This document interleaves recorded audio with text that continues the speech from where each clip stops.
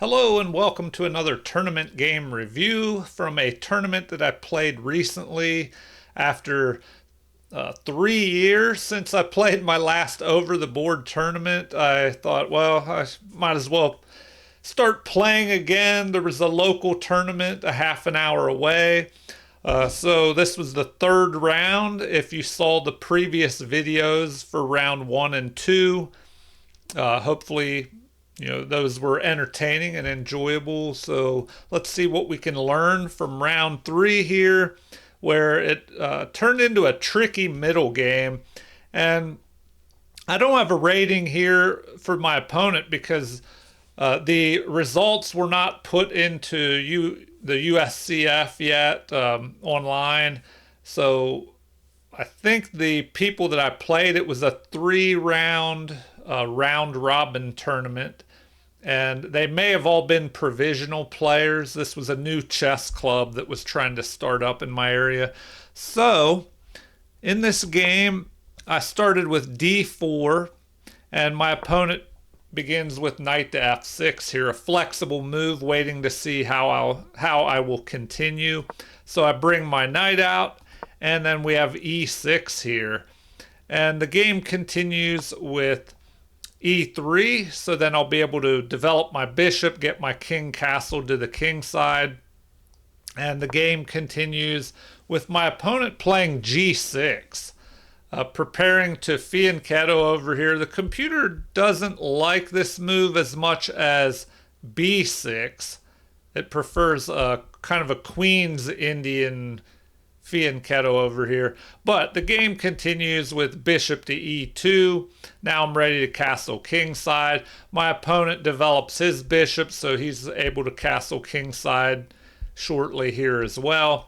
And I find the best move playing c4, because often when you play d4, it's good to bring the c pawn out, so you have these pawns side by side controlling a lot of squares in the center and on the queen side. And then I can bring the knight in behind that pawn, and it's not blocked by my knight.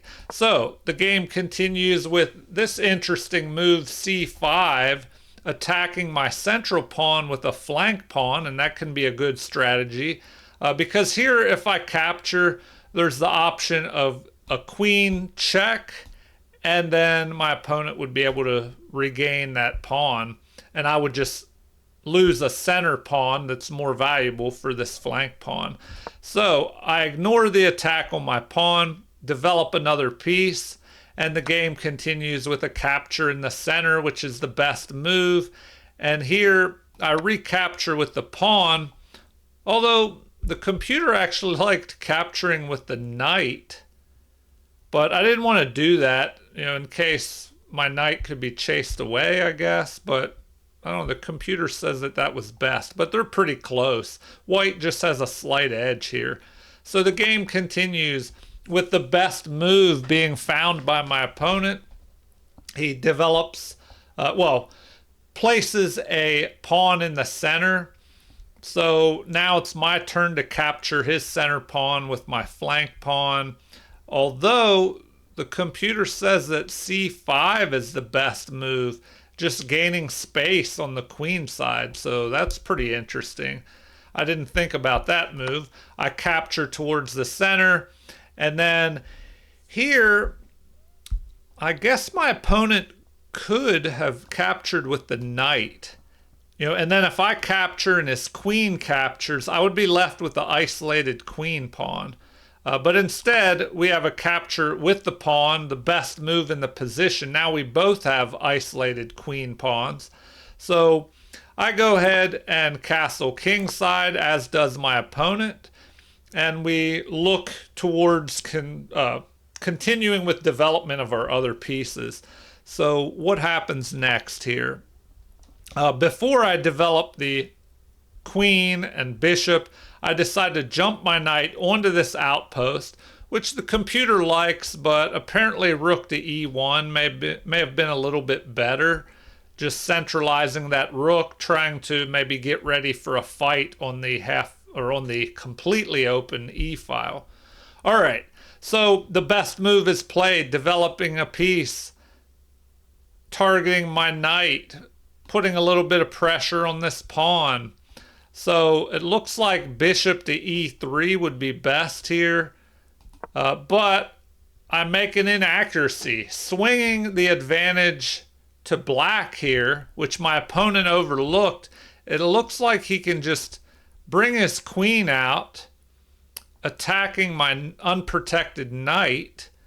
So, in the game, he did not do that. He just put his knight on this outpost and targeted my unprotected knight with his knight.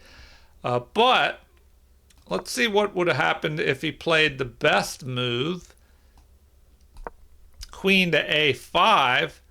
Now it looks like bishop to b2 would be good, protecting the knight.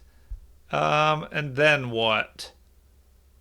Rook to e8 and knight to a4, trying to get the knight onto this outpost perhaps. But in the game we had this, knight to e4.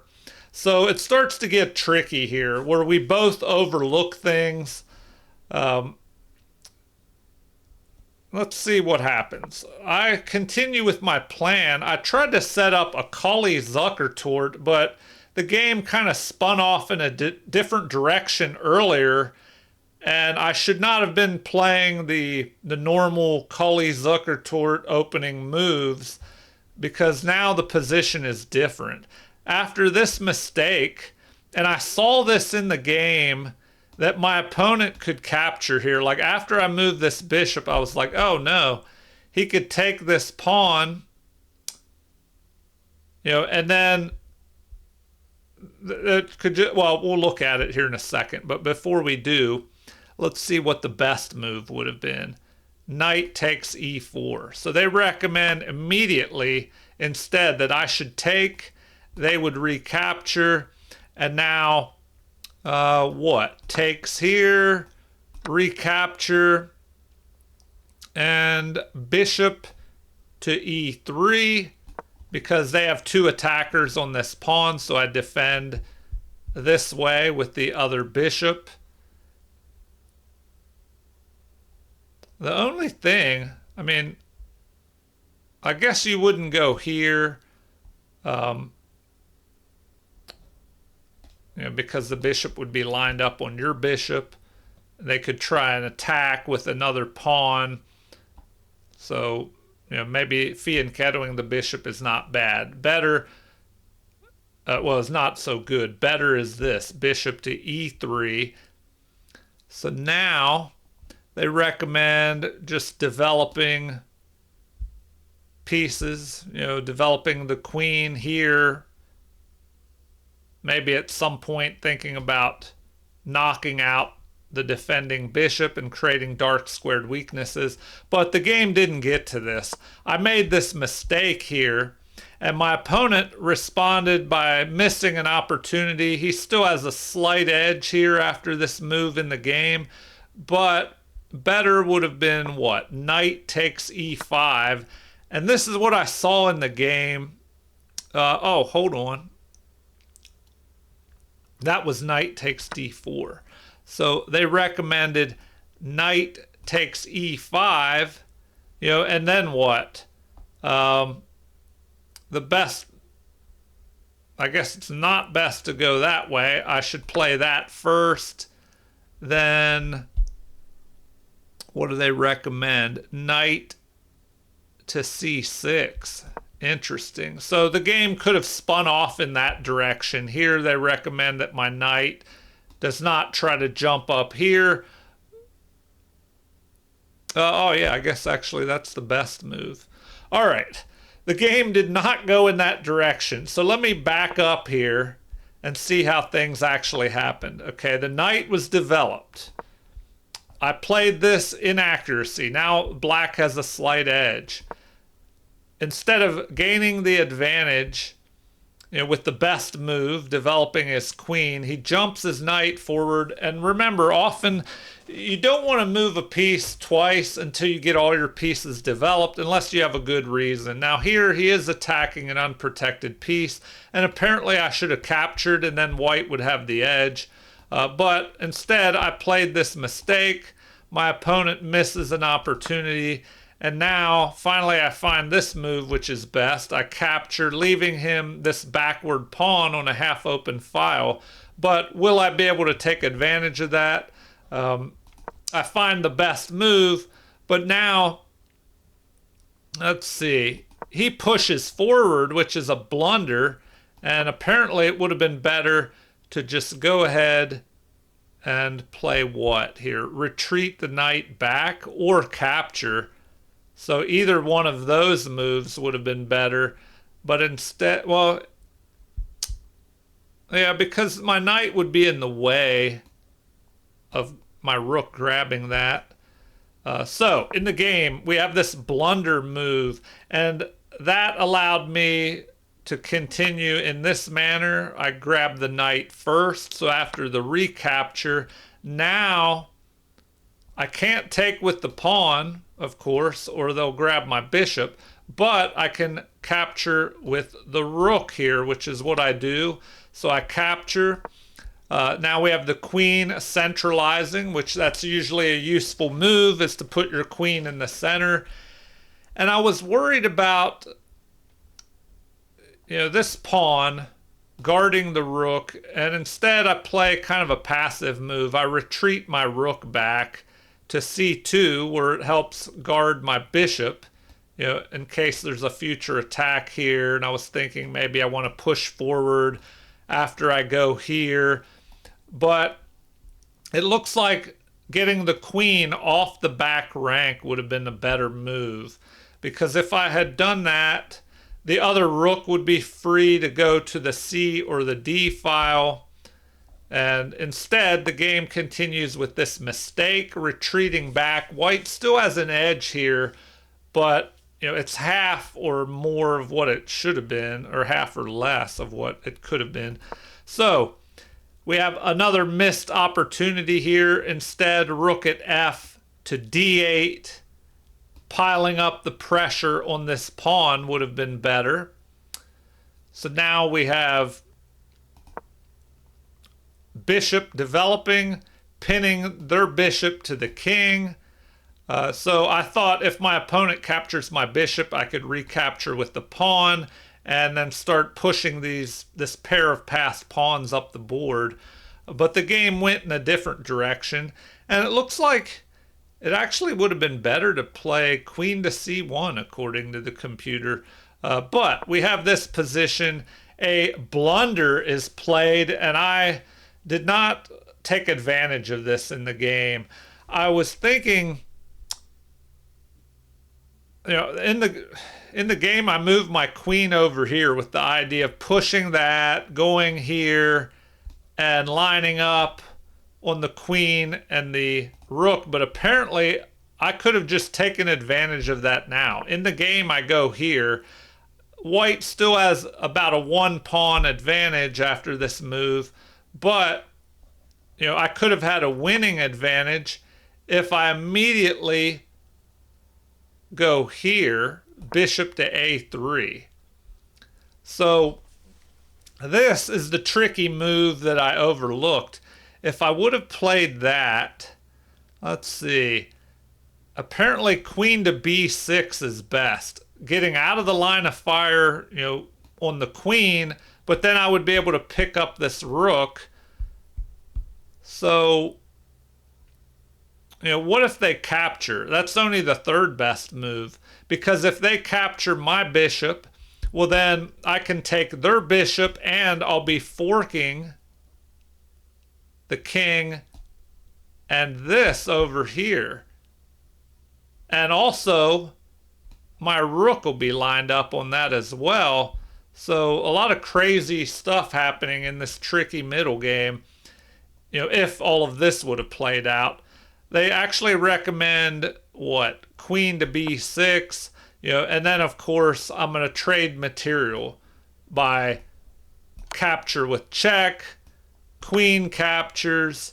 Now we have, oh, they actually recommend d5, continuing to attack that queen. Or I could just immediately capture over here. So, oh, I see why they want d5 maybe. You attack the queen. The queen has to get out of this line of fire. Oh, wow. You could have maybe this move, but the best thing is to just go there, grab the material, rook recaptures, and this pawn starts moving up the board, becoming more dangerous. So back to what happened in the game. I move over here, lining up on this, thinking I could go here, and then maybe pick off this bishop. So at this point, we have a blocking move, but this is a missed opportunity. Apparently, the immediate bishop capture would have been better. So if they go there, the recommendation is recapture. Then what? f4, trying to get play over here towards the king side. So in the game, we were at this point. They block with the bishop. I double the rooks up. This is another missed opportunity. Apparently, it would have been better to bring my queen back over to c1. But we get to this point. The best move was found by my opponent. And here I push the pawn, setting up this attack, which was the same one I used in the second round in this same tournament here. But on the other side of the board, I put a bishop here, lining it up on... it was opposite colors, but anyway, you get the idea. The same type of attack was set up in the previous game in this tournament. All right, so my opponent overlooked this. He said earlier he saw that could be a chance or an opportunity for me to do that, but then he forgot about it, after some moves were played in the game. All right, so here the best move is queen to what? Queen to e6, creating this battery. But after I went here, my opponent overlooked that. Played a blunder move with f4, continuing with his plan and overlooking my bishop move. So let's see what would have happened if he played the best move, queen to e6. Well, then they recommend that I still go here with bishop to a3. And then the rook would have to move as it's, it would be under attack. So they recommend that move. And then what here? Bishop to b5 or queen up to c3. Interesting choices here. But in the game, here's what happened. We had the rooks doubling. He slid over because... here there's a threat of capturing with check and then having the pair of rooks threatening to capture here. And then I would grab an extra rook in that exchange. All right. We had rook at f to c1. He avoids that threat, but now I push the pawn, setting up another attack which he overlooks. So I attack the queen and the rook. The queen steps out of the way. I grab the extra material, bishop for the rook. After the recapture with the rook, which is best, we have the queen centralizing. Although an immediate capture here, apparently that would have been better. So the game continues with capture, queen captures. I figure I'm ahead in material, so I want to trade down more pieces. So this move pins his queen to the king, forcing that trade. So he goes ahead and captures first. I capture with the rook to protect this d4 pawn, which is under attack by the bishop. So he decides to trade off pawns here, which is something you definitely want to do when you're behind in material. So it looks like the best thing is to go ahead and accept the exchange of pawns here. After the recapture, he has this passed pawn, which is really far up the board, but it's just hard to defend that. So I find this move, which is not best. Apparently, I should have, and I thought about this in the game, moving here instead and threatening to pin his rook to his king and try to trade off the rooks. But I was kind of worried about this pawn. So it did give my opponent time here, which, looking back, I should have just, let's see what I should have done here. Okay, after capture, instead of that move, yeah, apparently I should have just gone here, pinning his rook. What could he have done? Bishop captures, and this is what I was worried about, him being lined up on my king here. But it looks like I still could have just captured, recapture, move the king here, and that would have taken care of all my problems. So now what's best? That move, preventing the bishop, or excuse me, preventing the rook from going here to the 7th rank. G3, also this pawn was under attack, so the king could start coming towards the center. I target his pawn, and they don't even recommend trying to save that pawn. Instead, what do they like? Bishop moving here. So maybe with the idea of going here and pushing this pawn forward and having a nice outpost for that bishop. But, I think white still has the advantage, which the computer shows here. All right, back to what happened. The final moves in the game. We were at this position. I move in front of his passed pawn.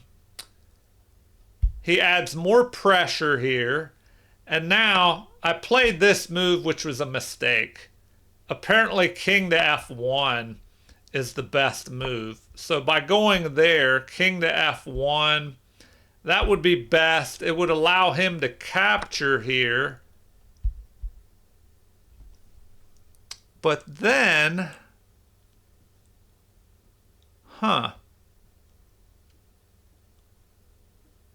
if he captured, what if I played rook to d1? Does that even work? Pinning his bishop. Oh, he could just retreat back, but we would exchange off the rooks. So here they recommend king up to e2 instead. King to e2, bishop, to e5, and then I guess I could go after the pawn finally. But they actually recommend rook to d1. This is under attack as well. So rook to d1.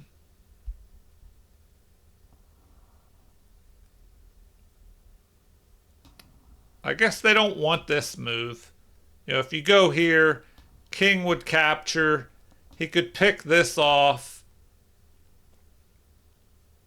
But my extra rook is really dominating if he exchanges off his rook. So they recommend rook to f8. And interestingly enough, capturing this pawn is only the, third best move? Well, now they're saying it's second best. They actually recommend, not that rook, but this one, grabbing the 7th rank.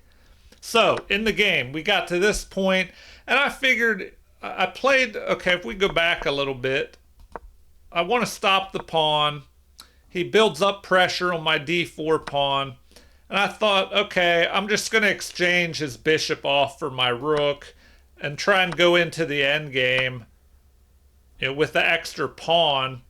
And I thought, well, I can get up here to the 7th rank and really limit his king. Now he played this move, a5, fixing my pawns here. And what did I play? I went after his pawn. So now it looks like the best thing for him to do is play rook to d3 or d1. And I thought in the game, what would I do if he played this move, which the computer says that's best. I would have to go here. He plays rook to d2. I play, king to f1 or g1. I guess I could even block with the rook. But in the game, it ended with this position here, going after my pawn, and I protect the pawn because here, this is where he resigned. If he captures, I would capture, and I'd have a pawn here on b5. Now, he could move towards the center, but he would not be in the square of the pawn here, and there'd be no way to stop my pawn from reaching the promotion square. So this is where my opponent resigned. And if I take a look at the game review here, it looks like I played at 81.3% accuracy. My opponent played at 75.7%. And I had 3 great moves. My opponent had, let's see, well, we'll look at the bad moves. I had 1 inaccuracy, 3 mistakes, and 2 misses. My opponent had 2 inaccuracies, 1 mistake, 3 misses, and 3 blunders. So that's really what got him. And if you can't see below my image, it says that I played at a 2100 level versus his 1750 level. So, I guess because the middle game got a little bit tricky there, if you steer the game into those complicated positions with a lot going on, it's easier to make mistakes, and you'll see a lot more misses and mistakes and inaccuracies like this. All right, well, that was the 3rd game in the 3-round round-robin tournament that I played recently. So, I'll probably try to play some more over-the-board tournaments in the future. And, hopefully they'll be instructive and you can follow along and see how it goes. They haven't released or published the results on the U.S. Chess Federation yet, so I don't know why. I'm kind of anxious to see what the actual rating was for some of these people that I played. Anyway, feel free to leave comments, like, and subscribe to support the channel. Thank you for watching and have a super chess day.